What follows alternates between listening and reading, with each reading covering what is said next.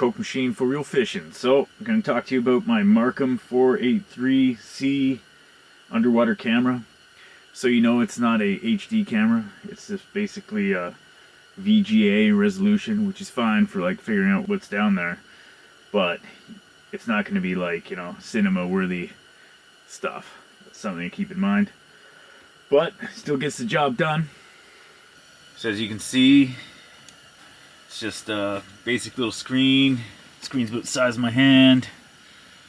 You know, last 12 hours. I just purchased this auto panner over here. Comes with a little remote so you can pan around. If you don't have one of these gizmos, it makes it a little more tedious to get the camera panned in the right direction. This is the first time I've used it, and it really has improved my experience with the underwater camera. Overall, this whole thing was quite expensive. I think it was something like 500 bucks or more, 600, 700, whatever. You can't use it in very bright daylight. You can't see the screen. There is a special little cover that's supposed to allow you to see the screen, but it doesn't really. It's still really hard to see.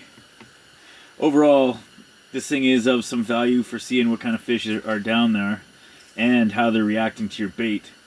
One thing that's funny is a lot of times you'll see lots of fish on there and they're not hitting anything you're throwing down there. I was just watching some walleyes on here that were very fascinated with my rattle bait when it was rattling hard, but if it sat still, they didn't really care at all. But overall, it's pretty fun to see things like when you see mud puppies and ling and whatnot come in and all the schools and whatnot. That's my camera. You know, when I say it's a worthwhile purchase, it's like, I don't know. If you like hauling around even more electronic gear, then yes. If you like seeing what's underneath the water, then yes, it's useful. Keep in mind that fish will get tangled with your wire.